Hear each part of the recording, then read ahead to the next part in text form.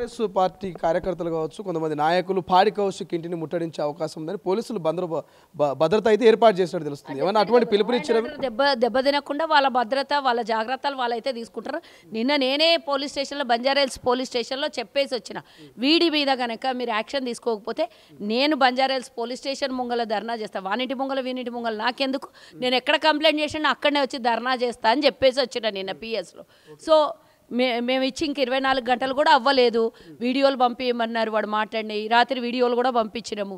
ఒకవేళ వాళ్ళు దీని మీద సీరియస్ యాక్షన్ తీసుకోకపోతే పరిణామం అయితే గట్టిగానే ఉంటుంది. ఎందుకంటే సీరియస్ యాక్షన్ తీసుకోకపోతే ఏం చేద్దాం అనుకుంటున్నాం డెఫినెట్గా. ఎందుకంటే ఒక ముఖ్యమంత్రి అనేవాడు తెలంగాణకి ప్రజలు ఎన్నుకోబడి అధికారానికి ఇచ్చి ప్రథమ పౌరుడుగా ఉన్నటువంటి ఒక ముఖ్యమంత్రిని, ఆ స్థాయిలో ఉన్నటువంటి వ్యక్తికి వీడు అసలు నాలుక మీద ఉచ్చరించే కనీస ఇది కూడా లేదు, అర్హత కాదు కదా వాడికి, ఏమీ కూడా లేదు. అట్లాంటిది రేవంత్ రెడ్డికి అనాధారంగా ఆధారాలు లేవు, అవసరమైనటువంటి మాటలు కావు అవి. మీరు కూడా గతంలో కేటీఆర్ మీద కొన్ని నిరాధారమైనటువంటి ఆరోపణలు చేశారనేటువంటి చర్చ జరుగుతున్నది. ఫోన్ ట్యాపింగ్ అయిన విషయం అబద్ధమా చెప్పండి? ప్రభాకర్ రావుని పట్టుకున్న తర్వాత ఆడు చెప్పింది సొంతం కేటీఆర్ కొంపలనే వాళ్ళందరి ఫోన్లు ట్యాపింగ్ చేసిండు అనే విషయం ఇది అబద్ధమా?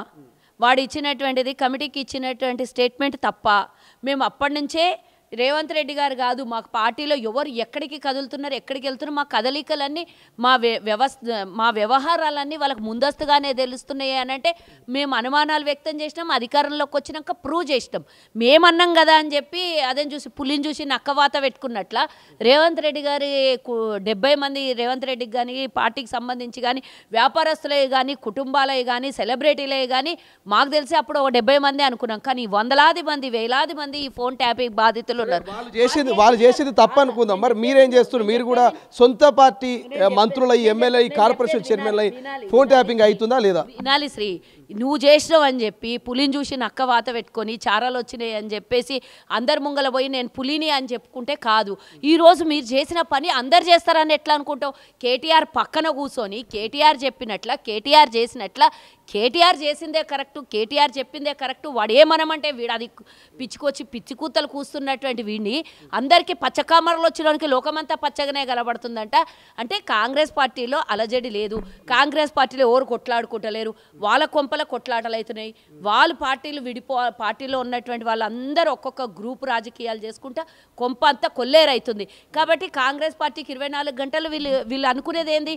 వీళ్ళు విడగొట్టాలి, ఎమ్మెల్యేలని విడగొట్టాలి, మంత్రుల్ని విడగొట్టాలి, కాంగ్రెస్ పార్టీ నాయకుల్ని విడగొట్టాలనుకొని కంకణం కట్టుకున్న ఎటువంటి వెధవలీళ్ళు. కాబట్టి ఎక్కడ ఏ కుంపటి రాజుకుంటలేదు. ఏదో ఒకటి చెయ్యాలి కదా, అలజడి చెయ్యాలి. అయినా నువ్వు ఎన్ని కూతలు కూర్చుంటా ఎవడేం పలుకుతలేరు. రాజులు పోతుంటే కుక్కలు మొరుగుతున్నాయని ఇడిచిపెట్టిరు మా వాళ్ళు. కాబట్టి వీడు ఏదన్నా ఒకటి ఇట్లాంటి వ్యవహారం మంత్రుల ఫోన్ ట్యాపింగ్లు చేసారు 16 మంది ఇంకోటి నేను ఇవన్నీ నువ్వు మాట్లాడినా కాబట్టి నేను ఆ మాటలు నా నోటితో నేను ఉచ్చరించదలుచుకోలేదు. నేను కూడా ఒక మహిళని.